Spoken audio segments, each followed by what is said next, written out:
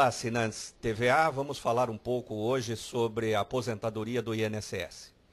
Como eu disse em programas passados, quer dizer, o INSS é responsável pelo chamado Regime Geral de Previdência Social brasileiro e que hoje paga uma aposentadoria entre 1 salário mínimo e 7,3 salários mínimos.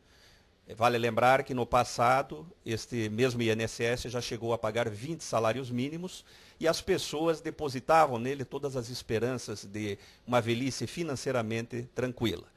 Isto não ocorre mais hoje, em razão principalmente do aumento significativo do número de aposentados e pensionistas e do aumento da longevidade desses aposentados e pensionistas. Para se ter uma ideia, há 3 décadas atrás, nós tínhamos em torno de 6 aposentados e pensionistas para cada trabalhador ativo, e hoje a relação é de 1,5 por 1.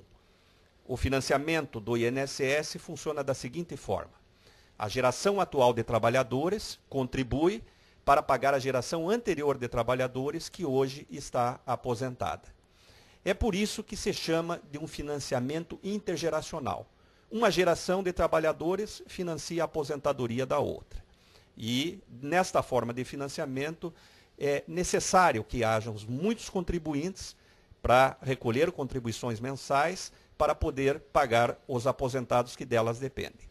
Ocorre que, com o mercado formal de trabalho se estreitando, porque só as pessoas que têm carteira assinada é que são obrigadas a recolher para o INSS, e no outro prato da balança, com o aumento de inativos e pensionistas, está cada vez mais difícil o INSS poder honrar os seus compromissos. Para se ter uma ideia, há 11 anos o INSS apresenta déficit e o déficit é crescente.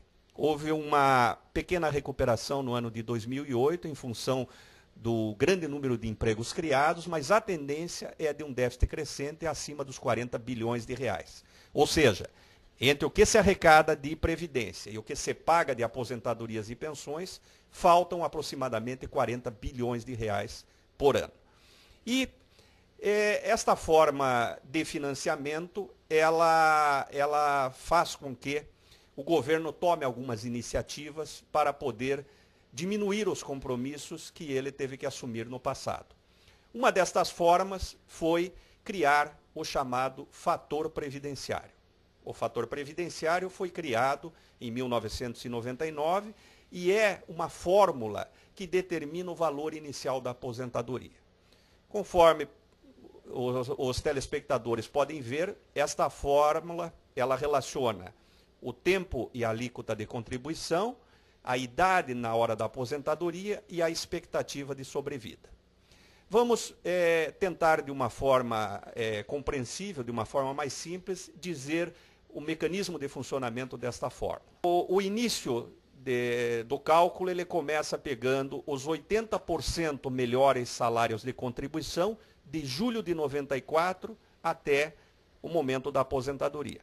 Portanto, é diferente de como era antigamente, que se pegava somente os 36 últimos meses. Agora não é mais assim. Agora se pega os 80% melhores salários de contribuição de julho de 94 até o momento da aposentadoria. Além disso, esta média se multiplica pelo chamado fator previdenciário.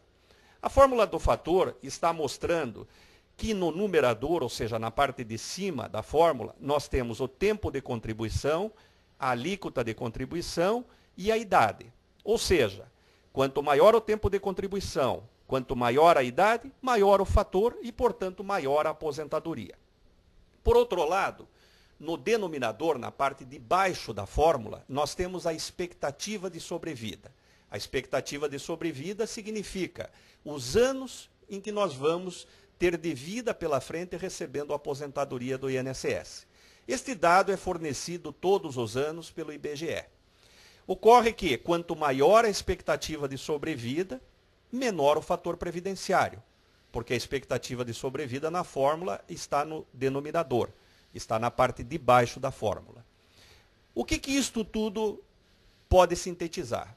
Isto quer dizer o seguinte: quanto mais cedo nós nos aposentarmos no INSS, menor a aposentadoria. Por exemplo, Quem se aposenta aos 53 anos de idade, com 35 anos de contribuição, vai receber como aposentadoria inicial somente 59% do último salário. Isso mesmo, 59% do último salário. Quer dizer, esta pessoa vai ter que se acostumar com um padrão de vida equivalente à metade do que ele tinha quando estava trabalhando. É por esta razão que muitas pessoas que se aposentam precocemente pelo INSS não podem deixar de trabalhar, porque teriam sua remuneração reduzida de forma substancial. Com relação também ao cálculo da aposentadoria, é importante a gente destacar as duas principais aposentadorias que existem no Brasil. A aposentadoria por tempo de contribuição e a aposentadoria por idade.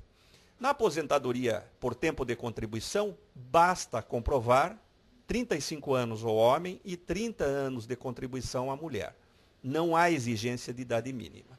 Na verdade, isto é um pecado da Previdência brasileira, porque em todas as sociedades, no mundo desenvolvido, em qualquer país, a sociedade convenciona quando as pessoas hipoteticamente não teriam mais capacidade de trabalhar ou teriam sua produtividade diminuída. Por exemplo, 65 anos na Alemanha, 67 anos nos Estados Unidos e assim por diante.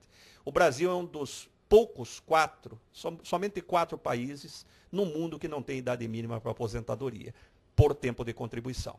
A outra aposentadoria é por idade. Ela exige 65 anos do homem e 60 anos de idade da mulher. Mas, além disso, há uma carência de 15 anos como contribuição mínima. Para aqueles trabalhadores que já estavam inscritos no INSS em julho de 1991, a possibilidade de, neste ano de 2009, contribuírem com só 14 anos de contribuição se eles vierem a se aposentar em 2009. Se vierem a se aposentar em 2010, 14 anos e meio de contribuição. E para todos, unificando o sistema, em 2011 serão necessários 15 anos de contribuição, no mínimo, para se aposentar por idade. Até o próximo programa.